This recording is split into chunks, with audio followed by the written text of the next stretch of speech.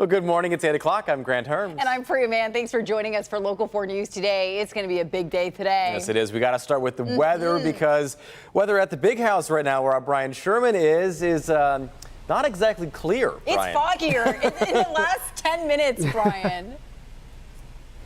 Yeah, that's right, Priya and Grant. Over the past hour, when we joined you at 7 o'clock, we had the big M over my shoulder. You could see it. Not so much here at 8 o'clock this morning. We're going to pan off and take a look at it. It is shrouded in fog as you're heading outside early this morning. But I do think as we go throughout the morning, you will be able to see that fog lift by 10 to 11 o'clock this morning, and we will get into some sunshine. We're going to talk about that game day forecast here in just a second. But first, let's get toward the game today. Local 4's Bernie Smilovitz talks about the magic about today's game and what this game for both Michigan and Michigan State means to the coaches and the players. Looking. Intercepted. It's hard to believe that we reached that magical moment in the college football season. No, it's not Nick Saban bad-mouthing his team. That's more of a weekly occurrence. It's time for the Michigan State football game, and Jim Harbaugh reached into his old bag of cliches to give his thoughts on this one. Throw out the records is very true, and it doesn't matter. I mean, both sides just want it that much. Both sides really do want it from the point of having to live with the other side for 365 days. Also keep in mind, Michigan has some payback because State has won this thing 2 years in a row. But Mel Tucker isn't gloating. He knows how this rivalry works. I believe that there's a respect factor when in the best rivalries. There's a respect factor, even though there is an element of dislike and hatred. So tonight at 7:30, the mall should be empty because that's when kickoff is scheduled. And shortly before 11, we should know if State has made it 3 in a row or has Michigan gotten their measure of revenge. Bernie Smilovitz, Local 4 Sports.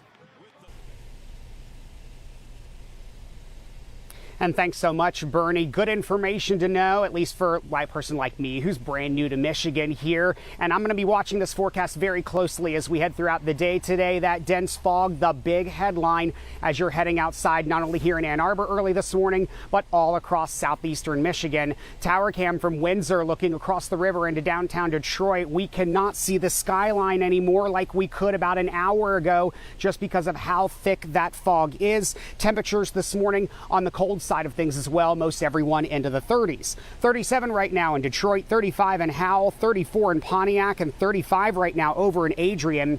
Visibility at or near zero over most of southeastern Michigan this morning. These visibilities have been dropping very quickly over the past 1 to 2 hours. If you are going to be heading out this morning, give yourself some extra time to get to your destination and be sure to use those low beams. Outside of that dense fog, mainly clear skies overnight last night into early this morning, and we're going to keep the sunshine in. Temperatures near 60 for tailgating this afternoon, dropping into the 50s by the time we get to game time early this evening. We're going to talk more about what you can expect here in Ann Arbor today. We're going to talk about some of the security concerns that are going to be going on, what you need to know here if you're going to be coming to the big house, and much more as we head throughout the next hour. Reporting live from Ann Arbor for now, I'm forewarned meteorologist Brian Sherman. Grant and Priya, we'll send it back to you. Brian, I know you can't see us, but both Grant and I were like leaning Squinting over the desk looking at the screen trying to figure out where you were. Some pretty intense fog. If this fog doesn't let up, they're just going to have to stick to the run game. It's gone. Yeah, that's right. It's gone right now. You just can't see much out here. But hopefully when they're tossing that pigskin this evening, we're not going to be having any of this fog out here. Absolutely, Brian. Thanks so much live out in Ann Arbor for us this morning. And we're just under 12 hours until the big game. The Newsroom has been getting in on that rivalry spirit. All week long, the battle lines have been drawn. Plenty of support, as you can see here on each side. A few familiar faces decked out in their team's gear or at some of these games. This week has brought out plenty of trash talk. You're getting ready for the big game. But things should return to normal once one team has earned the Paul Bunyan Trophy. Of course, as with any rivalry, once the game is over, the bragging begins. I don't know which bets are happening this year, but I know that they are happening. I know, and I was going to say, wait, the trash talk ends? Yeah, I mean, if somebody on that screen there shows up in the opposite jersey, we'll know something happened. Oh, yeah, you know, some big money was lost. In other headlines this morning, the election now just 11 days away. You're looking at a live picture here of Renaissance High School in Detroit, where former President Barack Obama will be joining Governor Whitmer and other Democrats at noon today.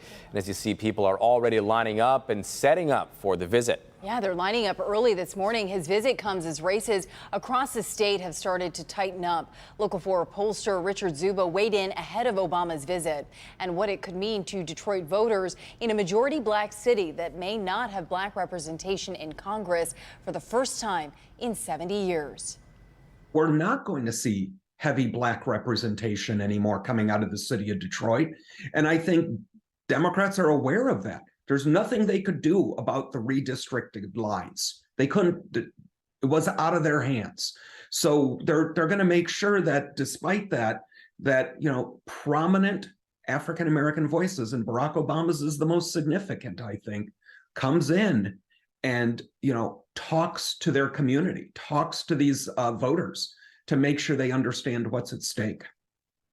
Zuba also thinks that Obama's going to stick to the major issues for Democrats so far this campaign. And you're going to be covering I'll be there at noon, yes. We've been reporting, as many of you have seen in those campaign ads, those issues, of course, include abortion and the threat to democracy. Take a listen. I don't think it's one or the other. I think he's going to talk about abortion, but I think he's going to talk heavily. I would suspect he's going to talk about the risks to democracy and the risks to voting rights. If they don't hold on in Michigan. And on the Republican side of the ticket, challenger Tudor Dixon is kicking off a bus tour today at 2. She and others on the ticket will be at Armando's restaurant in Detroit at 4:30. They're set to make a stop at Our Lady of Albanians in Southfield, and at 6:45 tonight the tour stops at Bumpers Landing in Harrison Township, where there'll be a watch party for the Michigan State game. And we'll have a complete wrap-up of events from both Republican and Democratic parties on later editions of Local 4 News. And if you haven't already, now is a great time to check out the voter guide on clickondetroit.com. It's got information on what to expect under ballot, the statewide proposals, and a lot more. Now to another big story this morning, a massive event happening across the country and here in Metro Detroit today, aimed at keeping you and your family safe. In 2020, 9.3 million Americans misused prescription pain relievers. Overall, overdose deaths are on the rise in the U.S., especially those involving fentanyl. So that's why today the DEA is hosting its National Prescription Drug Take-Back Day to help you dispose of those unused medications. Our Megan Woods is live with more on this important program. Hey, good morning, Megan.